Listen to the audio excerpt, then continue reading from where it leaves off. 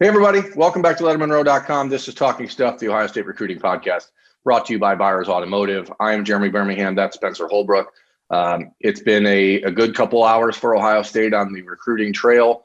2021 five-star receiver, number one ranked receiver, top 10 overall player, and according to some people who are covering high school football on the West Coast, maybe the best receiver on the West Coast in the last decade.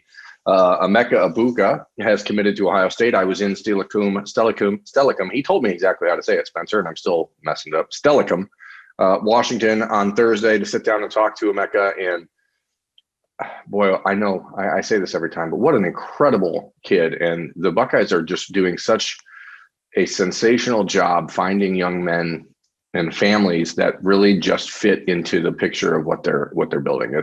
I want to start there because I've talked to Emeka before. I've already kind of had this idea of who he was, but for you as really a first time hearing him really talk and seeing what he was about, what did you think?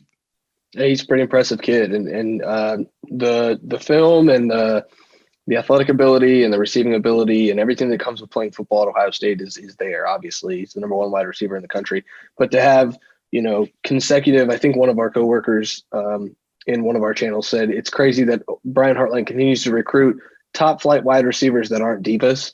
And it just that continues to roll with Emeka Egbuka, and you see it with Caleb Burton coming down the pipeline in 2022. You saw with all four of those guys in 2020, as each of them committed, they just got happier and happier. They were going to be surrounded by competition. It seems like Jaden Ballard and Marvin Harrison are the exact same way, the way they congratulated him on Twitter. It's really impressive. And I don't mean to make that an overarching discussion about the wide receiver room because we are focusing specifically on Egbuka, but it's just impressive to me the way that Brian Hartline continues to go out and find these guys. And Egbuka is no exception. He's as impressive as a kid as you can talk to. And I think he fits right in with what the Buckeyes want to do as far as culture and also what they want to do as far as offense because he's a special talent.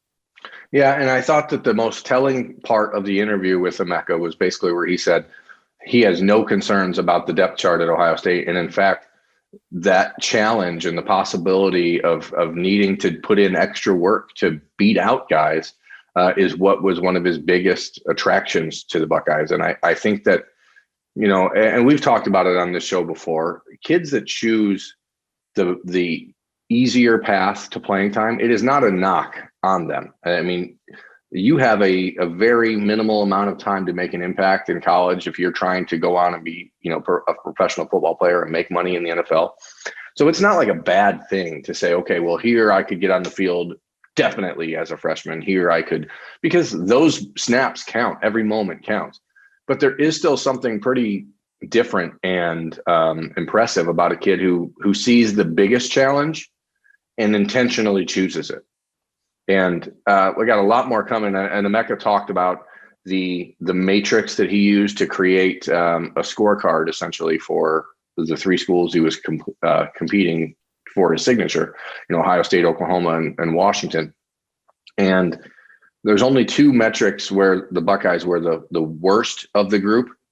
And one was distance from home, obviously. And the other was the depth chart. And so he still chose that knowing that, hey, this is what I need to challenge myself and to get better. And I thought that was a really impressive perspective from a kid that is really not been athletically challenged in his life because he's always been so much better than everyone else.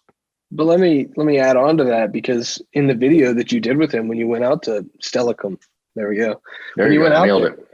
When you went out there, when you did that video with him, he talked about how he knows what he's walking into and he still expects to come in and compete for a starting job on day one. Like that tells you what kind of competitor he is, along with, he doesn't care that he has to go in and compete. He doesn't care that the depth chart is loaded.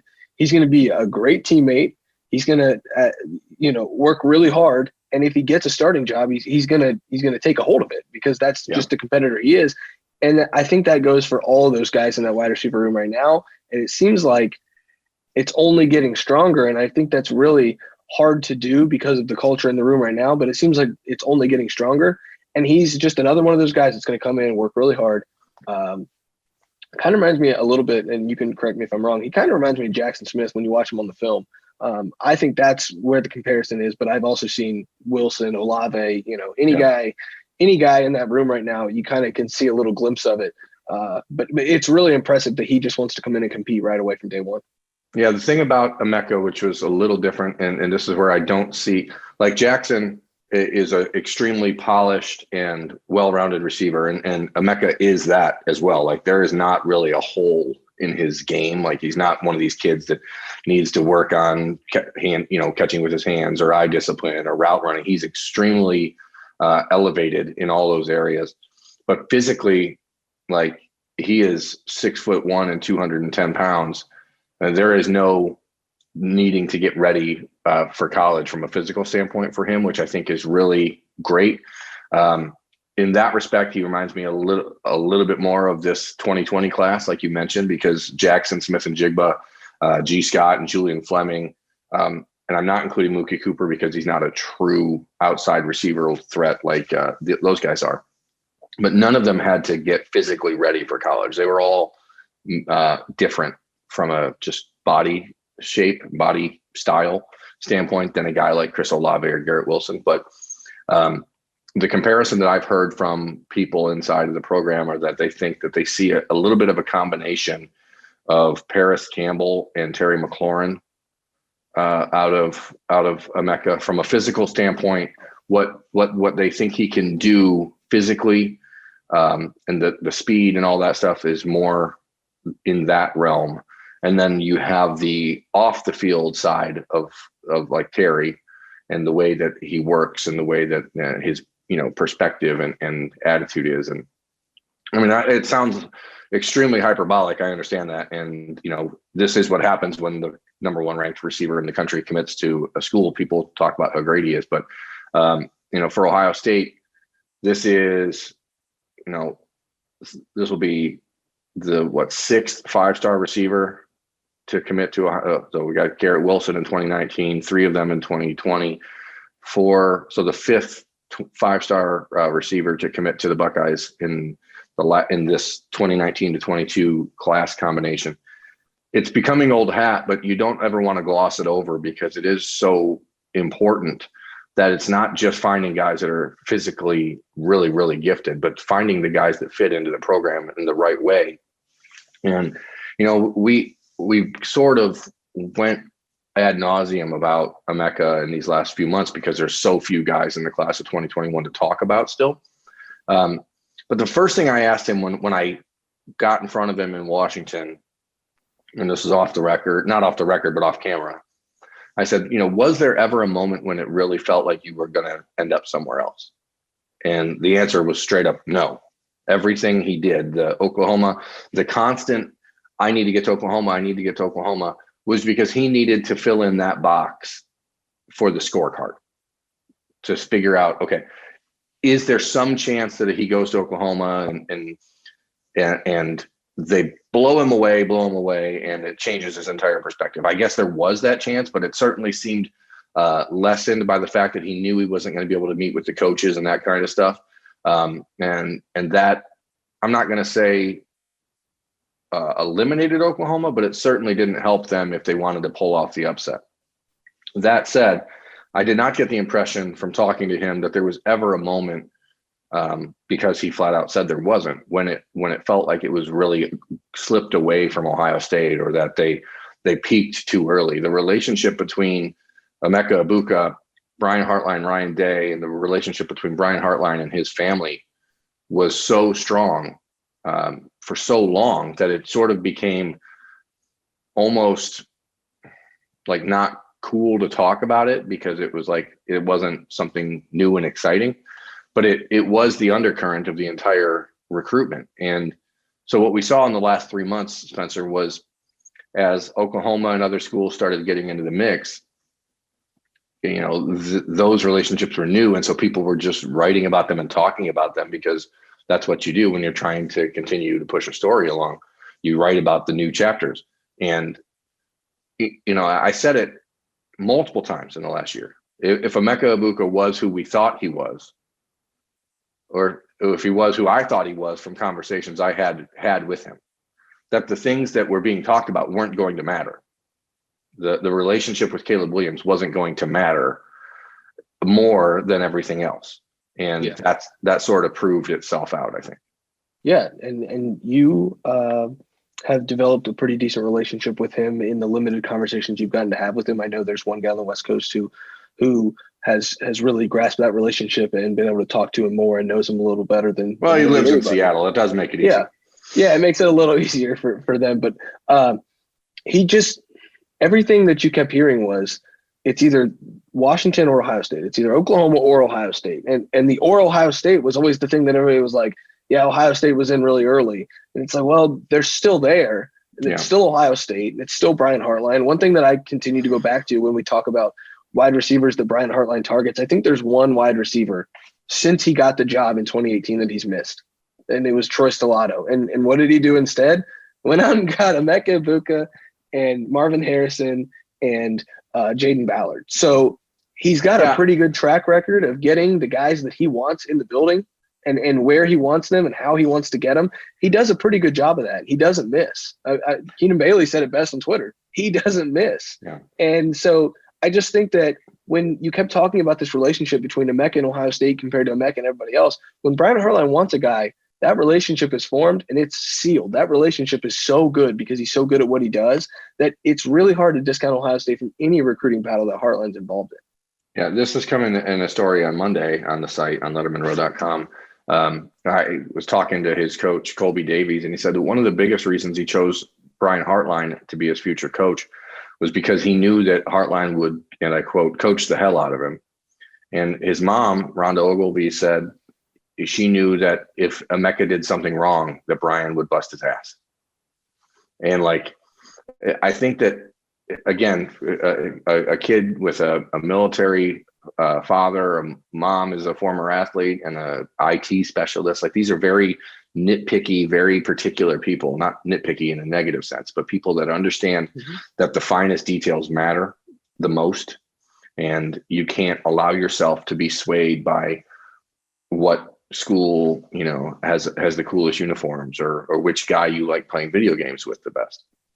And so what Emeka told me on Thursday was that he knows that now his task is, how do you get a better relationship with the guys at Ohio State? How do you get a relationship with Kyle McCord? How do you now develop the relationship with the other receivers in the class? And I thought it was interesting. And again, this is stuff we talked about. We were, hanging out after we did the interview and just talking. And he said that one of the big reasons why he avoided getting close to recruits at any school was because he didn't want to have the friendships that he had affect him from an emotional standpoint when he made a decision. And again, I mean, I've said it over, he's a different type of kid. He's very, very different. He reminds me of Zach Harrison a lot, actually, in the way that he approached the process.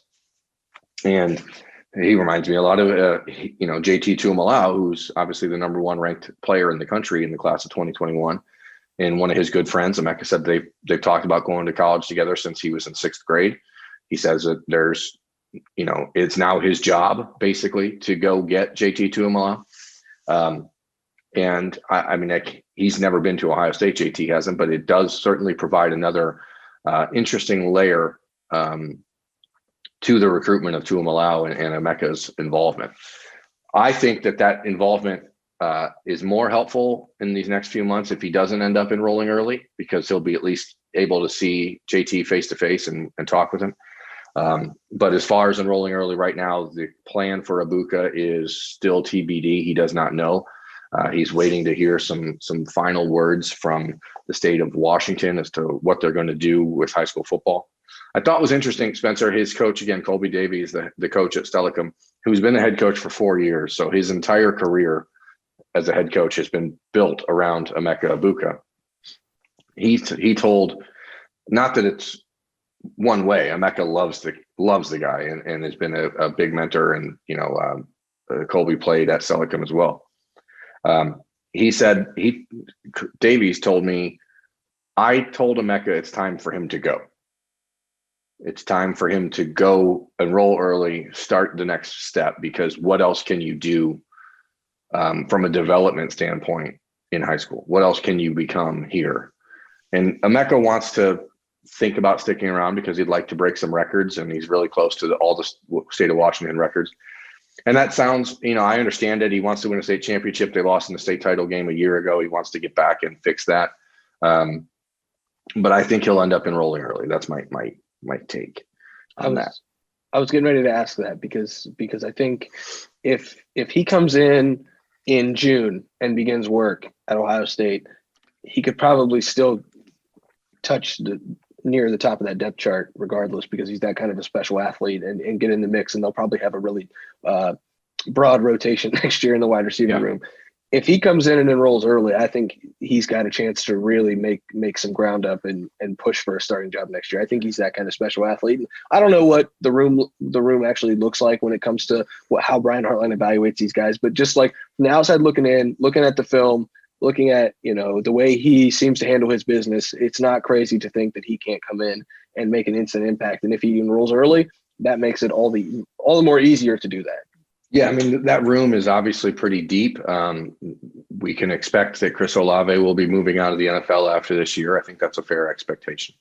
So you have Garrett Wilson and Jamison Williams, and then you have Julian Fleming, Jackson Smith, and Jigba G. Scott, Cameron Babb. So it's not quite as crazy deep. And then you obviously have Jaden Ballard and Marvin Harrison. So you're talking 9 deep, at least, with top 100 players in coming out of high school, which is pretty crazy. But again, Egbuka is certainly not afraid of that challenge. I think that people will wonder, like, now that you have 3 in 2022 after signing 4 in 2020, what happens to 22, where the Buckeyes have Caleb Burton already committed? That's still up in the air a little bit. I think I do believe, Spencer, that the addition of Egbuka, barring any further unexpected attrition from the receiver room, would make me think the Buckeyes are going to be pretty set on 2 receivers in 22, unless like a third that is a player like Egbuka, that type of talent, or like another Caleb Burton type, someone ranked inside that really, really upper crust wants in. So I think that I wouldn't be surprised if you see a movement very soon. We've talked about it in the last couple of weeks already, but Armani Winfield, Keon Grays, CJ Williams. There's a kid down in Georgia whose name is escaping me right now. The Buckeyes are really high on. There's a handful of guys that I think you could see rush ahead to try to lock in that second spot. But I think that for Ohio State's sake, the goal here is to really kind of stay patient and let guys actually get a chance to develop and get on campus, because this constant, like, hey, we can't even see people in person thing. It's good from a ranking standpoint. Like, you see all these highly ranked kids, but you also have to be curious and wonder, like, how much of a leap of faith are we taking when you keep accepting a bunch of kids you've not actually had a chance to evaluate in person? Yeah, that makes sense. And you've got to be able to balance wanting to get your spots filled and knowing that guys want to commit, and trying to tell them that they can't commit yet while still maintaining those relationships. That's not an easy thing to do. Luckily, the Buckeyes have one of the best in the business when it comes to those relationships, like we've already talked about. So it'll be an interesting conundrum that the Buckeyes are in coming up here. Yeah, you mentioned it. I mean, it's correct. Once you tell a kid who wants to commit, hey, not yet, sometimes the egos get hurt, and then they start to look another direction just because they think that you don't want them in your class. But that doesn't necessarily play out that way. It's not about wanting them or wanting someone else. It's about understanding that there's plenty of time for these kids to get back to normal recruiting and being able to see them in person at their high schools, see them at, Kerry Combs talked about it on Wednesday or whatever day we had media with Tuesday, talked about, how he likes to go to the high schools and talk to the janitors and talk to the lunch ladies and get an idea of who these people are outside of just what they represent on Zoom calls and FaceTimes. And the Buckeyes are missing that opportunity right now. And there is, as I said, a balance that you have to be very cautious, because it's easy to fall in love when you don't get to see the big picture, for both sides. And that's the simple truth. Other than that, I think we can put, for now, the Emeka Egbuka recruitment commitment to bed. Spencer, let's wrap up today's show. I'm sure that there's a few other like random tidbits, floating questions in the ether. What is common man want to know? Berm, I'd like to dive in briefly because we've been going a while here on the show already. I'd like to dive in just briefly on the LSU situation and how that could impact Ohio State. LSU is recruiting at an incredibly high clip, and they're also losing guys at an incredibly high clip right now. Yeah. It seems like all the scuttlebutt is that they're about to lose a few more, just because there's some serious turmoil going on there. I don't know if people truly grasp what the situation is down there, but it's not great by any stretch of the imagination. I'd like to just get your input on a little bit of what's going on. Well, I mean, we've talked about Rajon Davis, right? And the possibility of him end up leaving that class. From the last I've heard, he is not intending to sign this early signing period, which, as anyone who watches this show knows, my belief is that if you're not enrolling early and you have any doubts about where you're going, then don't sign, because things happen very strangely in the end of December and the early part of January. In any normal year, and in this year, it's going to be even crazier. LSU has the off-the-field stuff going on with the recruiting violations, the bowl ban that may not be, enough to satisfy the NCAA, considering the amount of money that has been talked about that they've been, paying kids. And then you have the on-the-field stuff and how bad that their defense is, which is pretty clear. Bo Pelini is not getting the job done there. Then you have all the opt-outs, and then you have all of the concerns from players about Ed Orgeron and the way that he supported them during this last summer. It becomes a very untenable situation. We've even had there's some speculation even that players that are on their current roster, like Elias Ricks, may be looking to leave. And if that's the case, Ohio State certainly would be one of the 2 or 3 schools that would be worth watching very closely in his potential transfer. I've not heard anything concrete about that, so I'm not going to even dive into it, but it is rumored, so I feel like we should at least address it. Certainly the Buckeyes would be interested. Certainly he would be interested in them. That's obvious, but he was always all LSU. I mean, the kid never wanted to go anywhere else. So if he's that disenfranchised with what's happening there already, that's certainly telling. What does that mean for other guys like Garrett Dellinger or Derek Davis, for example? I don't know if it means much, especially for a guy like Dellinger, the offensive line. There's a real opportunity to play early at that position in Baton Rouge. There is not at Ohio State. The Buckeyes' depth on the offensive line, despite the fact that fans may look at it and say, "Oh, how do you know what you have?" I think the Buckeyes got a good glimpse of what they have, right, Spencer, last week. Yeah, exactly. I would agree with that. And I'm looking at the LSU class right now because it's interesting. Ohio State was in on a lot of these guys early. Rajon Davis, Ohio State's always been a little bit of a rumor there. Derek Davis, Garrett Dellinger, early in the process, Landon Jackson. You've got like Greg Penn, was a name that just in general, I think Ohio State offered him. It's not that Ohio State will Greg Penn, a lot of people thought Greg Penn would end up at Ohio State, and then the Buckeyes settled on taking just one linebacker, and that was Reed Carrico. And then now you have the Rajon Davis stuff. But yeah, Penn, Landon Jackson never got a chance to visit Ohio State, so it's hard to say. And the way Larry Johnson recruits it, I don't think that's a reality. Derek Davis, I think the Buckeyes are pretty much settled in the secondary with the 6 guys they have.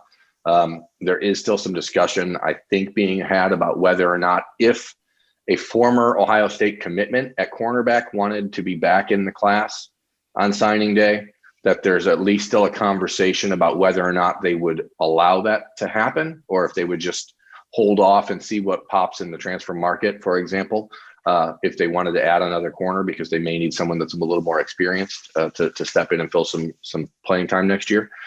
But no doubt, if you're Garrett Dellinger, if you're Derek Davis, if you're Corey Kiner, the running back from Cincinnati, the Mr. Football in the state of Ohio, I'm not going to be shocked at all if Kiner ends up signing with Cincinnati next week instead of LSU.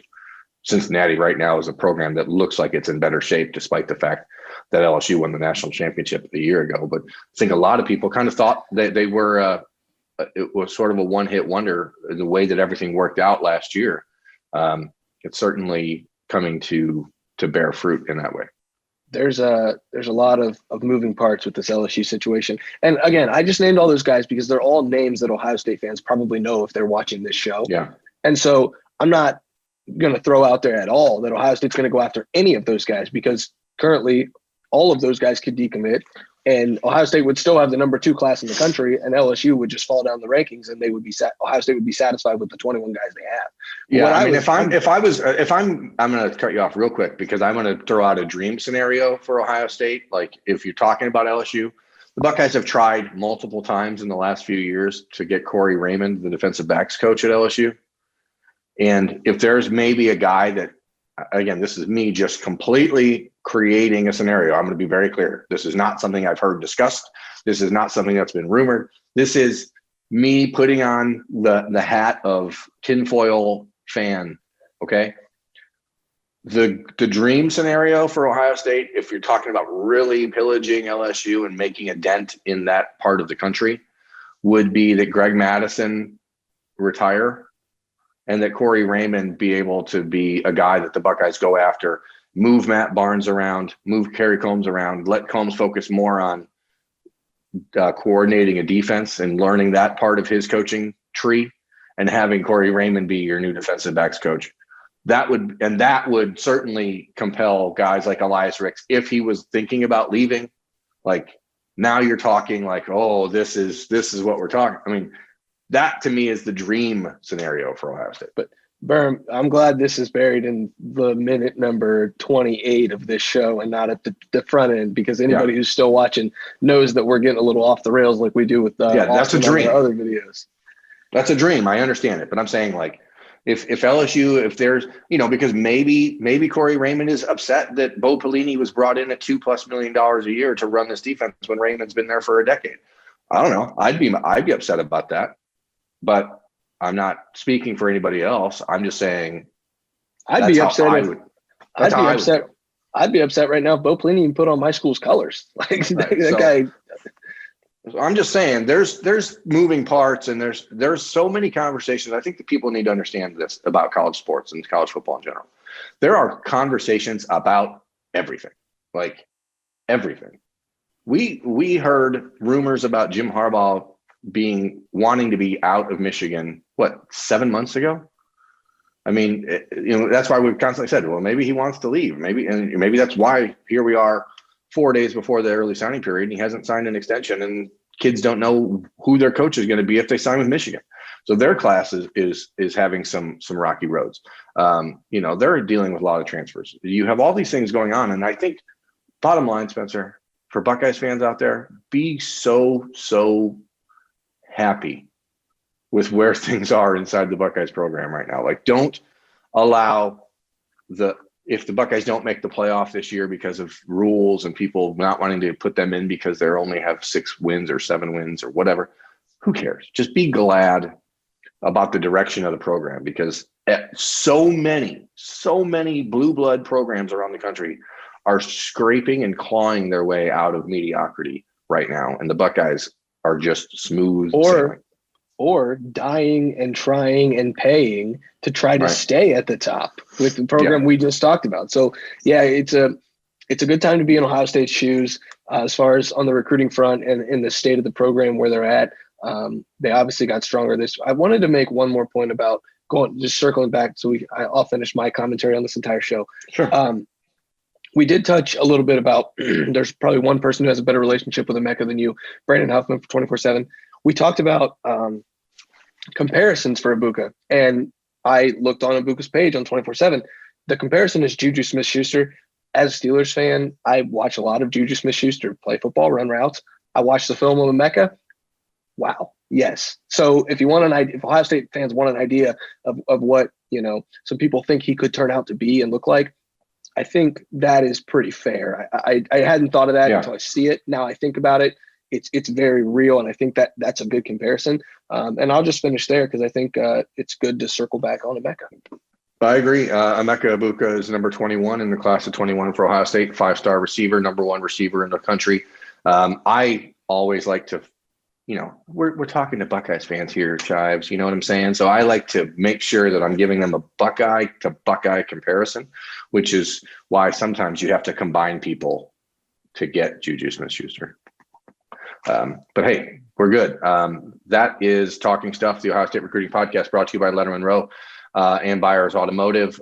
We'll be back probably Tuesday or so with a breakdown of the offensive signing class for Ohio State. And then Thursday, we'll hopefully have a defensive signing class for Ohio State, knowing that it's not complete because the recruitment of JT Tuimoloau is going to go on for months and months. But overall, the Buckeyes have the number 2 class in the country. That's probably where they're going to finish, if I had to guess. But time will tell. Thanks for watching, everyone. Thanks for listening. Please rate, review, subscribe, leave us a comment as long as it's nice. Turn on your notifications, all those good things. Make sure that we are talking stuff to you whenever you want to hear it. 5-star reviews help us out on Apple Podcasts a lot. They help us move up the algorithm a little bit. If you like the show, 5-star review, comment, maybe maybe we could do like our Q&A thing. Maybe we could even grab from the mailbag from the. I would love to do that from the Apple reviews or anywhere else. So yeah. The bottom line here, Spencer, I think what you're trying to tell people is we want to interact. We want them involved. So, let us know how you're feeling. Let us know what we're doing well, what you'd like to see us do more of. Because really, ultimately, we wouldn't be here if it wasn't for all of you. So thanks for watching. Thanks for listening. We'll talk to you next time. See ya.